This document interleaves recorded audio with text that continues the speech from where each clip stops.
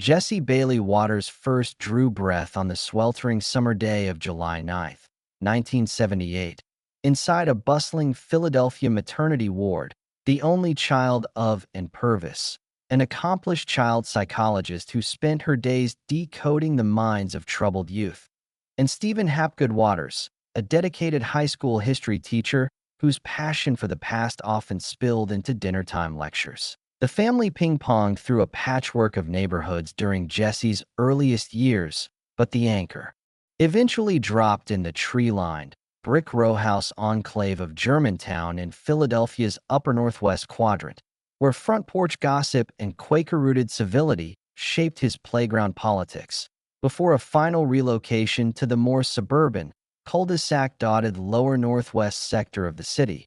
Young Waters cut his academic teeth at the prestigious William Penn Charter School, an ivy-covered Quaker institution founded in 1689, where he navigated uniforms, Latin conjugations, and lacrosse fields until the end of junior year, when a sudden family move uprooted him to the manicured lawns and yacht club whispers of Long Island, New York, forcing senior year completion at a public high school whose hallways smelled of salt air and entitlement. Undeterred, he set his sights on Trinity College in Hartford, Connecticut, a small, elite liberal arts bastion nestled along the Connecticut River, where he declared a history major, spent weekends debating Federalist papers in oak-paneled libraries, rode crew on foggy mornings, and graduated in 2001 with a Bachelor of Arts degree clutched like a golden ticket to the media big leagues. Straight out of the commencement gates, Waters boarded a train to Manhattan and marched into the gleaming Fox News headquarters on 6th Avenue, accepting a humble production assistant gig that paid peanuts but placed him in the electric nerve center of conservative cable. For 2 grueling years, he hauled cables, fetched coffee, and logged tapes until 2003, when he caught the eye of the O'Reilly Factor producers and slid onto Bill O'Reilly's production staff, learning the dark arts of ambush interviews, man-on-the-street chaos, and rapid-fire editing. A full year later, in 2004, the camera finally swiveled toward him. He began popping up in pre-taped Waters World Street segments, microphone in hand, ambushing unsuspecting pedestrians with gotcha questions that blended humor, provocation, and just enough edge to go viral in the pre-YouTube era. He honed this persona for a solid decade, becoming the network's resident court jester of confrontation, until April 2014 when outnumbered. A panel show pitting 4 women against 1 rotating male guest invited him as recurring co-host, his quick wit and boyish grin turning heads.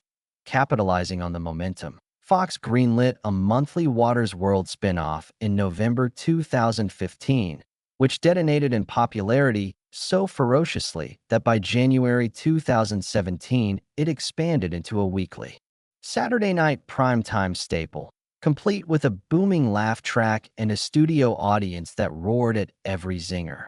That same whirlwind year of 2017, Waters locked in a permanent chair on the network's flagship roundtable, where 5 rotating personalities duke it out over the day's headlines, cementing his status as a triple-threat talent. Riding the wave, he inked a book deal, and on April 6, 2021, How I Saved the World hit shelves, a half-memoir, half-manifesto laced with self-deprecating anecdotes, conservative red meat rhetoric, and behind-the-scenes Fox gossip that rocketed to #1 on the New York Times nonfiction bestseller list for the week ending July 10, 2021, moving over 100,000 copies in its first month alone. Flush with literary triumph, Fox handed him the ultimate prize. Jesse Waters' Primetime premiered January 24, 2022, in the coveted 8 p.m. slot, while Waters World aired its final episode January 15, 2022, after 300-plus installments. He retained his The 5 perch, juggling 3 shows with the frenetic energy of a man who thrives on chaos, until the seismic shakeup of April 2023 when Tucker Carlson was abruptly fired in Waters, Fox's golden boy, was anointed permanent heir to the 8 p.m. throne, instantly transforming him into the face of primetime conservative commentary. Yet for all the on-air bravado, the real drama unfolded off-camera in the unraveling of his first marriage to Noelle Inguagiato, a whip-smart, multi-hyphenate powerhouse born May 5, 1976, in the electric hum of New York City, where she still resides in a cloud of calculated privacy. She stormed through Fairfield University, earning a triple major BA in English writing, art history, and international studies, then doubled down with a master's in mental health counseling from Long Island University, specializing in childhood and adolescent trauma, credentials that later informed her quiet philanthropy. Her career trajectory read like a fashion mogul. Origin story: 1998 to 1999 account executive at Calvin Klein, immersing herself in the minimalist glamour of the late 90s runway scene. 1999 to 2000 public relations specialist navigating Manhattan's media circus. Then in 2000 she crossed the threshold into Fox News as a senior wardrobe coordinator, styling anchors, selecting ties, and steaming suits until she ascended to web host, producer, and senior editor for Fox News magazine, eventually launching NKW Incorporated, an independent home design consultancy that blended Scandi minimalism with Hampton's coastal chic. She met Waters inside the Fox corridors, married him in a 2009 ceremony steeped in network camaraderie, and in November 2010 gave birth to twin daughters Sophie and Ellie. Some records list October 7, 2011, promptly resigning from Fox to become a full-time mother, trading wardrobe racks for playdates and PDA meetings. Enter Emma DeGiovanni, 14 years Waters Jr., born into a dance-obsessed New Jersey family where her mother pirouetted professionally. Emma trained from toddlerhood at the New Jersey Ballet Company, earning coveted solos alongside the American Ballet Theater at the Metropolitan Opera House under the glittering chandeliers of Lincoln Center. Her lithe frame and fierce point work marking her as a prodigy until a growth spurt and shifting dreams pivoted her toward modeling runways and editorial spreads. She juggled castings while pursuing a journalism degree at Fairfield University, graduating with a polished resume and a hunger for storytelling. In 2015, she slipped through the Fox News doors as a production assistant, fetching scripts and coffee until her organizational wizardry elevated her to associate producer on Waters World, placing her in daily proximity to the married host. The affair ignited like a brush fire. Waters later confessed on The Five, grinning like a schoolboy, that he deliberately deflated DeGiovanni's car tires in the Fox parking garage so she'd be stranded and accept his chivalrous ride home. A move he recounted with zero remorse to his stunned co-hosts. Noelle's maternal intuition flared. By October 2017, she had compiled irrefutable evidence, texts, late nights, whispered phone calls, and filed for divorce in Nassau County Court, demanding full legal fee coverage, primary custody, and a forensic accounting of marital assets.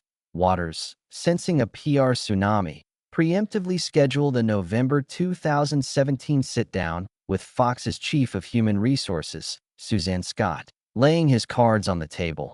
The network, prioritizing its rising star, shielded Waters from any disciplinary action, while quietly reassigning DeGiovanni to the Ingram angle for a mere month before she, too, exited the building, her career collateral damage in the protection of primetime talent.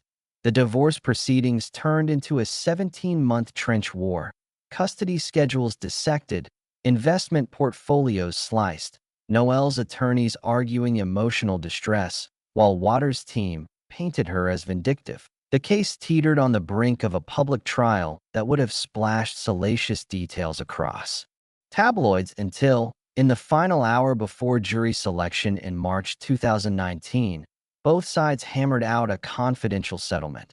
Divorce finalized on March 28, 2019, with Noelle retaining primary custody and a seven-figure payout.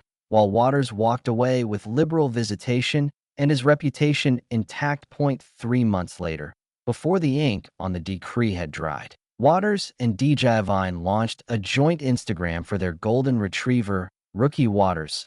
The debut post a sun-drenched portrait of the dog, followed 24 hours later by a hard-launch photo of the couple planting synchronized kisses on Rookie's furry cheeks, a not-so-subtle declaration to the world.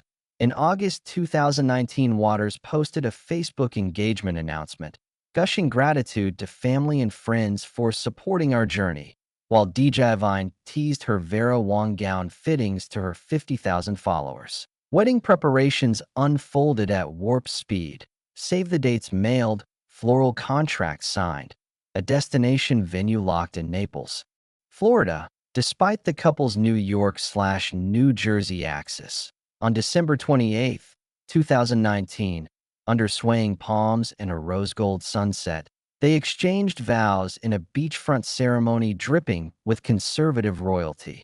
Donald Trump Jr. and then fiancée, Kimberly Guilfoyle, sipping champagne on the sand, Eric and Laura Trump toasting with Cristal, Sophie and Ellie scattering white rose petals as flower girls in matching ivory dresses. The guest list a who's who of Fox anchors, MAGA influencers, and private jet financiers. Photos remained under lock until Waters dropped an Instagram carousel on New Year's Day 2020, captioning the smooch with bride shot, "I'm Waters, and this is my wife," instantly detonating a comment section firestorm accusing the family values crusader of rank hypocrisy for marrying his mistress. DJI's own posts, dreamy veil shots, reception candidates, drew venom. Can you ever trust a cheater? Karma's watching. How's it feel to be the homewrecker who won? Yet the couple doubled down, posting sonogram reveals, nursery tours, and couple selfies with defiant frequency. On April 1st, 2021, April Fool's Day, Jesse Bailey Waters Jr. arrived at 7 pounds 3 ounces, his birth announced via blue frosted cupcakes on the 5 and a hospital bed Instagram portrait, Waters beaming in scrubs.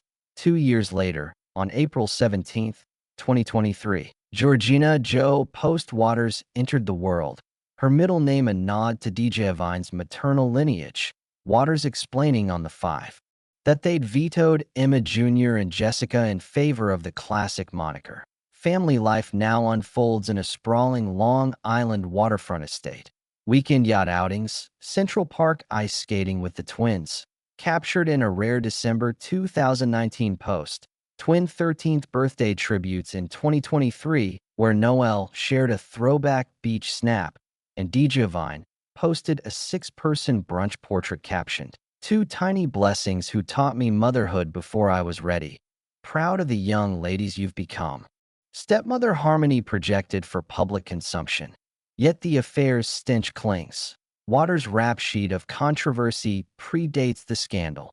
2000's O'Reilly ambushes that tailed journalist Amanda Turkle for 2 hours until she broke down in tears, prompting a tense confrontation years later with Ryan Grimm at the White House Correspondents' Dinner. 2016 Waters' World Chinatown segment mocking Asian stereotypes. Do you know karate? Are those watches stolen? Dismissed as tongue-in-cheek, despite nationwide outrage and zero apology. 2017 Ivanka Trump microphone quip. She likes to hold it. Way she was talking into that microphone. Earning a 2-day forced hiatus while executives deliberated. 2021 Turning Point USA speech urging fans to ambush Fauci, kill shot, spun by Fox as pure metaphor. A recent UN rant. We need to leave it or bomb it, maybe gas it, destroy it. Walked back with a sheepish apology the next day. Through every storm, Waters emerges unscathed, ratings intact, his affair not a career ender but another chapter in the unapologetic saga of a man who turns personal wreckage into primetime gold, marrying the producer he poached, raising 4 children across 2 mothers, and anchoring the 8 p.m. hour with the same smirk that once deflated a colleague's tires. Proof that in the Fox News ecosystem, controversy is currency and redemption is optional.